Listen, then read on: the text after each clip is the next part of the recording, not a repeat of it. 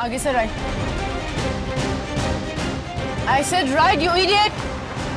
और तुम्हें लेफ्ट लिया? गाड़ी क्यों रुकना है?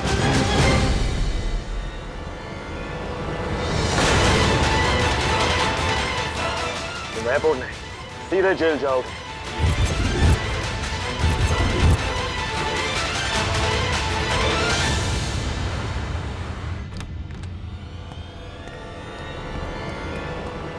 कहाँ जा रहा है? मैं आप ही को फोन करने के लिए बाहर आया था। तू इतना घबरा क्यों रहा है? ये मोहित कह रहे हैं कि शो के एंड में अपने आप को हमेशा के लिए गायब कर देगा। क्या? आपको नैन्सी का पता चला? पता चला कि मेरे को चकमा दे गई। तू चिंता मत कर, शिवायत ढूंढ रहा है उससे। अगर भैया को नैन्सी नहीं मिली और उसने अपने आप को गायब कर दी ना, हम कभी ऐसा कुछ नहीं होने वाला। हमें मोहित पे नजर रखनी है। शिवाय ने कहा मोहित पे नजर रखो। चल let's go. Relax relax relax. I understand आप लोग के लिए यकीन करना बहुत ही मुश्किल होगा, और आप लोगों में से कई लोग ये भी सोच रहे होंगे कि इम्पॉसिबल है, राइट? तो एक काम करते हैं, आप में से एक शख्स यहाँ पे आइए और मेरे इस एक्ट का हिस्सा बने। तो बताइए कौन आना चाहेगा?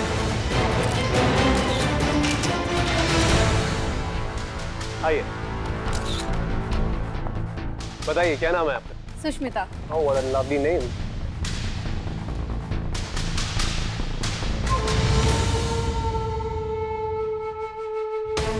इनकी शक्लें बता रही हैं कि इनको अभी तक शिवाय के बारे में कुछ नहीं पता चला। ग्रेट। मुझे नहीं लगता शिवाय यहाँ पे आएगा, और अगर आया भी तो उसके यहाँ पहुँचने से पहले मैं यहाँ से उड़न छू हो जाऊंगा।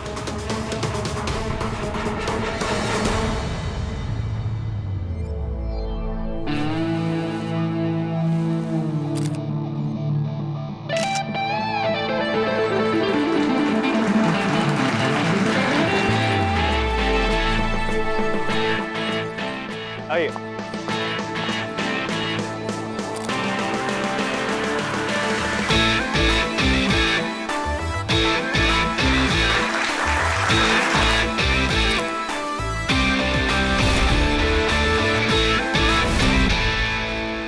घबराइए मत, घबराइए मत।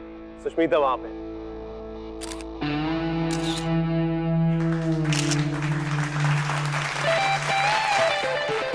जी हाँ, मेरा आखिरी मैजिक ट्रिक भी बिल्कुल ऐसा ही होगा।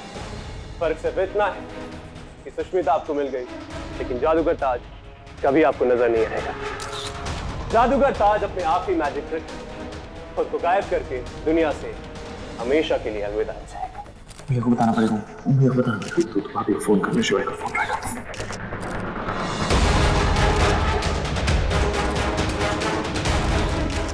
पिक अप द फोन शिवाय। ये फोन नहीं उठा रही। शिवाय ने फोन नहीं उठा रहा। हो सकता है साथ में तुम होंगे भी। ये लोग अभी नहीं पहुंचे तो हम बहुत लेट हो जाएगा। मुझे अपने फाइनल ट्रिक के लिए, या कहो गुड बाय ट्रिक के लिए, किसी पर्दे की जरूरत बिल्कुल नहीं है, क्योंकि आज मैं आप सबकी आंखों के सामने गायब होने वाला हूं।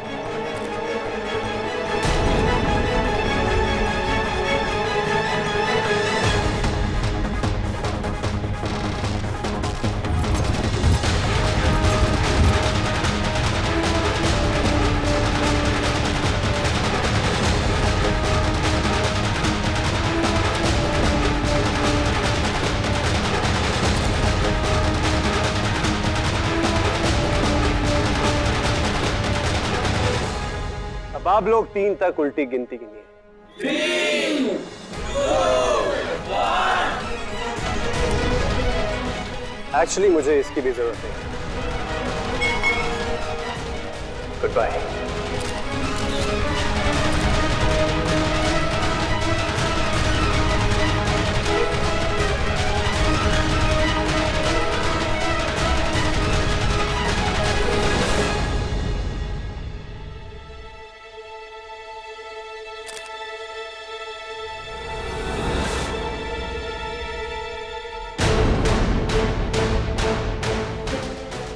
ये तो गायब ही नहीं हुआ। अरे लगता है जादूगर ताज का जादू फेल हो गया। हाँ, फेल हो गया।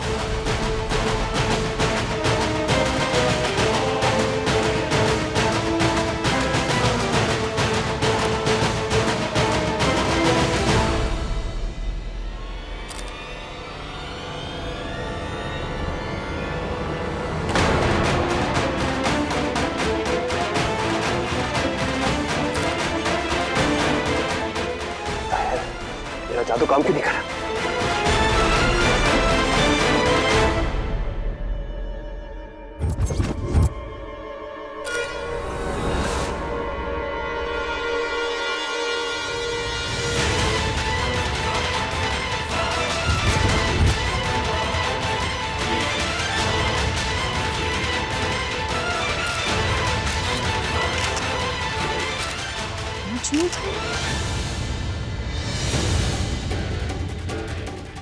क्योंकि तू जादू नहीं, झोल करता है। सच्चा जादू वही करते हैं जिनके दिल सच्चे होते हैं। मजनू सिंह आवारा। मजनू? ये मजनू कौन है? शिवाय सिंह ओबरॉय का बावर्ची। परोठी ते पास्ता तोनू रब दा वास्ता। तुसी भी मैनू नहीं पहचाने जैसे असी वानू नहीं पहचाने।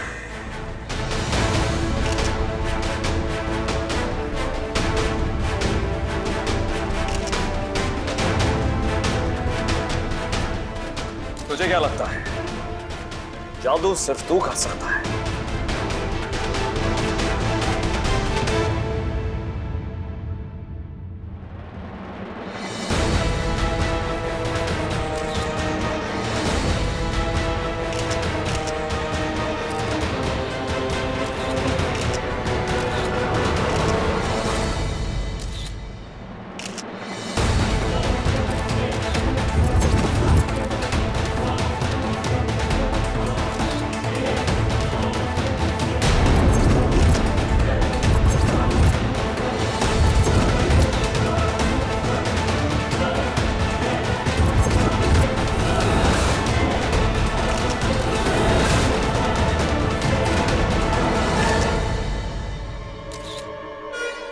शिवाय, शिवाय।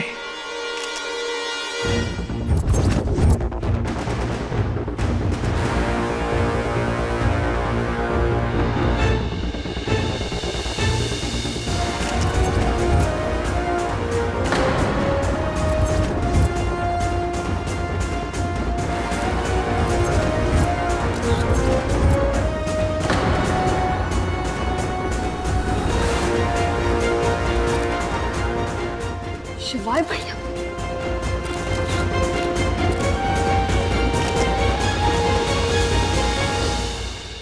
मिस्टर शिवाय सिंह ओबराय, आप यहाँ?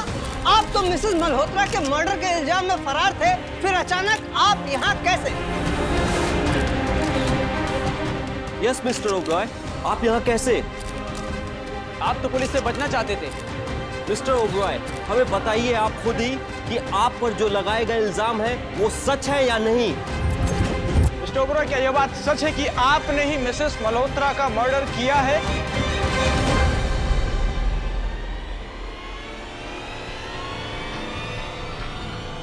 मैं आपके सारे सवालों का जवाब दूंगा, लेकिन उससे पहले जो आप देखने आए हैं वो तो देख लीजिए। माना मैं जादूगर ताज की तरह जादूगर नहीं हूं, लेकिन एक जादू है जो आज मैं आपको दिखाना चाहता हूं। जादूगर ताज लोगों को गायब करता है, लेकिन मैं गायब लोगों को हाजिर करता हूं। देखना चाहेंगे? जरा सामने आना।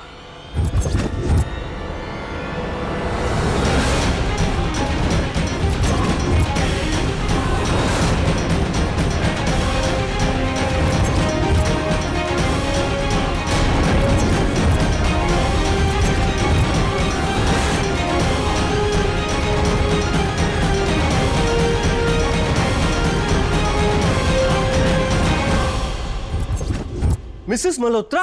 ये तो जिंदा है। इसका मतलब शिवाय सिंह ओबराय बेकसूर है।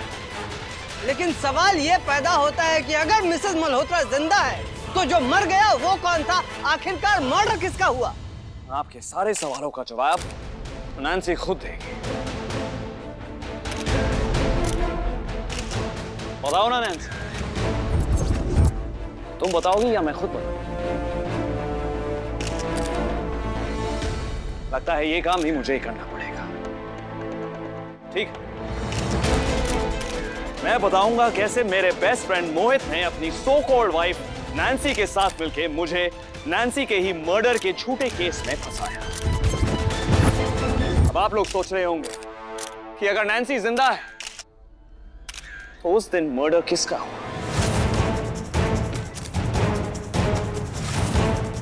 मैं आपको बताता हूं।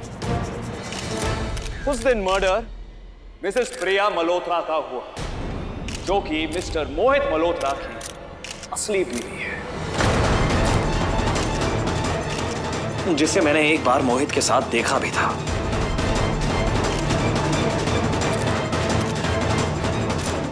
और ये जिसे हम सब मिसेस मल्होत्रा समझ रहे हैं, ये तो सिर्फ ताज जादूगर की असिस्टेंट है, जिसे ये अपनी बीवी बनाकर लाया है। She is Nancy, my wife, और तेरी भाभी। ऑफिसर, लेकर चलो इसे।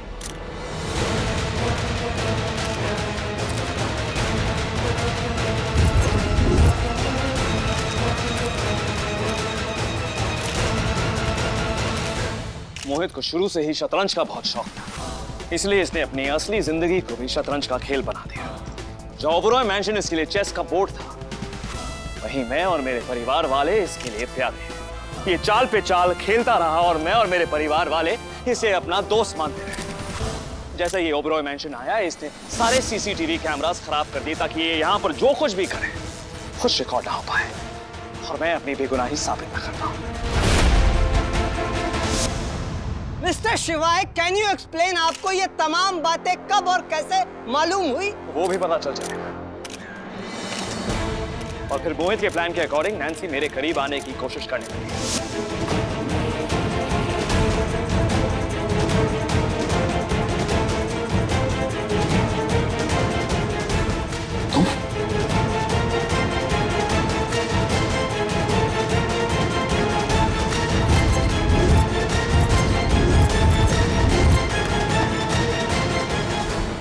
नैन्सी का मुझ पे जबरदस्ती करने का इल्जाम लगाना और मोहित का नैन्सी के बजाय मेरा साथ देना, ये सब इसके ग्रैंड प्लान का हिस्सा था। अब इस बात को मैं समझ नहीं पाया। मुझे लगा मेरा दोस्त कितना अच्छा है, अपनी बीवी के बजाय अपने दोस्त को ट्रस्ट करता है। यही बात सोच के मैंने नैन्सी को माफ कर दिया और इन दोनों को ओबरॉय मैंशन रहने के लिए इंसिस्ट किया। सिर्फ यही नहीं, मैंने इनके ऑनर में ओबरॉय मैंशन में एक पार्टी भी रखी, जिसका फायदा उठाकर मोहित ने सबकी ड्रिंक्स में कुछ मिला दिया ताकि ये अपने मास्टर प्लान को अंजाम दे सके।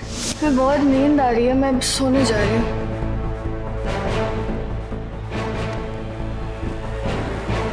मैं चलता हूँ।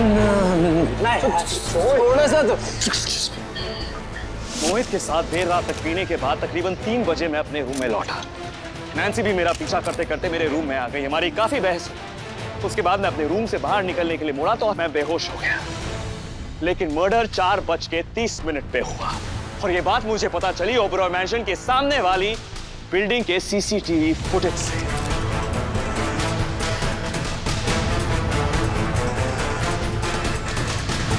मैं ये सोच के परेशान हो गया था कि आखिर 3 बजे से लेकर 4:30 बजे के बीच हुआ क्या था।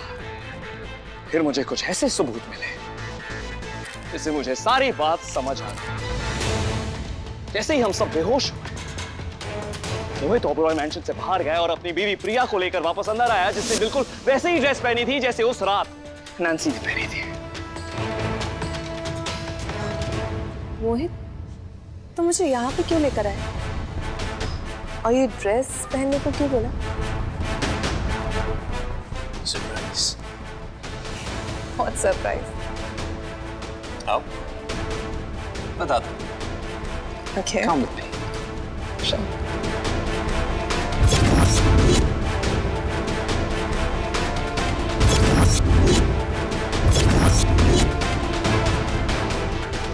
मोहित ने जानबूझकर प्रिया का चेहरा इतनी बुरी तरह बिगाड़ दिया ताकि कोई उसे पहचान ना सके और सबको यही लगे कि मर्डर नैन्सी का हुआ है। और सिर्फ यही नहीं, मोहित ने उस रात बिल्कुल वैसा ही वेस्ट कोट पहना जैसे मैंने पहना था ताकि ये मुझे फंसा सके।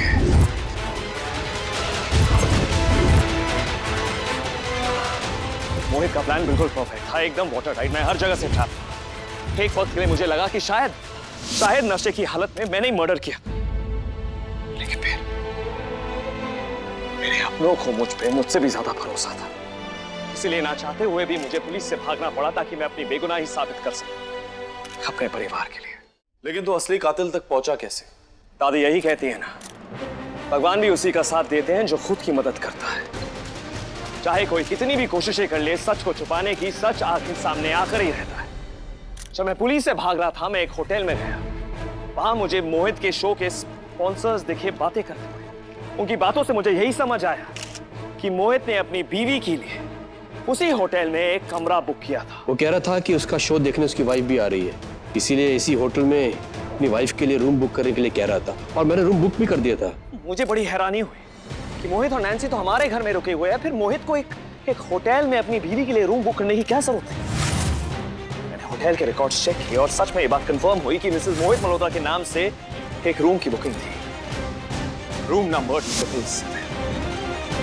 मैं रूम नंबर 777 के अंदर गया और वहां पर जाकर मुझे मिसेस मोहित मल्होत्रा के नाम का एक लगेज टैग मिला। उसके बाद मुझे एक बिस्तर पे एक ड्रेस दिखी, वो बिल्कुल वैसी ही ड्रेस थी जो नैन्सी ने उस रात पहनी थी। उसके बाद मुझे एक आवाज आई जो बहुत ही जानी पहचानी आवाज थी। वो नैन्सी की आवाज थी, लेकिन उस वक्त मुझे कुछ समझ नहीं आया। अगर मुझे पता चल जाता ये नैन्सी की आवाज है तो ये मिस्ट्री कब की सॉल्व हो जाती, लेकिन तभी खट करके किसी ने मेरे सर पे मारा और मुझे याद नहीं, क्योंकि मैं बेहोश हो गया।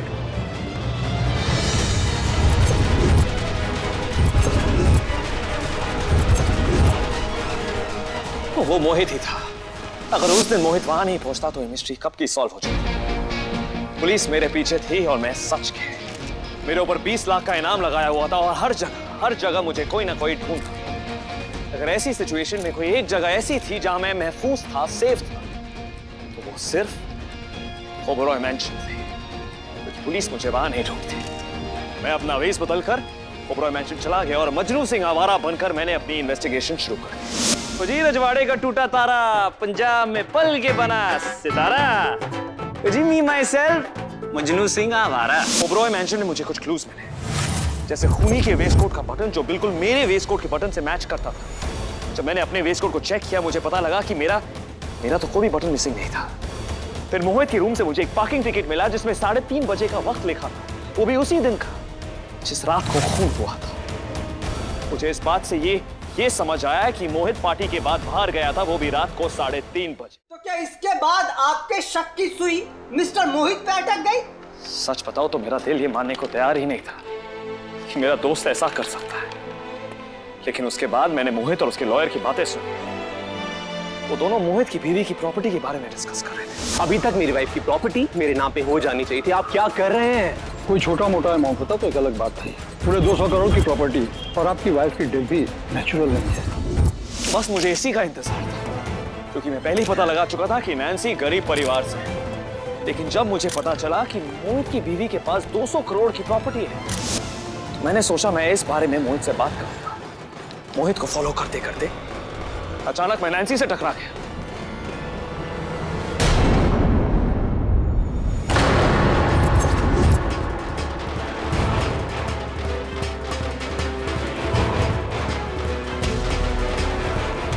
Sorry sir. चुके मैंने नहीं देखा। ऊपर वॉशरूम में सर। चुके।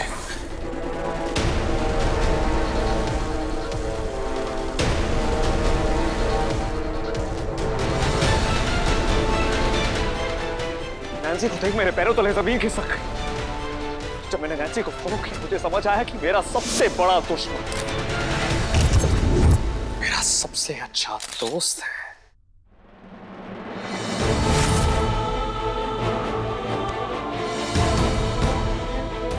इसका मतलब इस सबके पीछे मोहित था, मेरा मोहित, मेरा सबसे अच्छा दोस्त। मेरे सबसे अच्छे दोस्त ने मेरे खिलाफ इतनी बड़ी साजिश रची। बॉस कौन है जिसके लिए मोहित और नैन्सी दोनों काम करते? मुझे जेल क्यों भिजवाना चाहते? वो जो भी है, मुझे उसे बेनकाब करना ही होगा, तभी मैं इस मेस से निकल पाऊंगा। अब एक ही इंसान है जो मेरी मदद कर सकता है।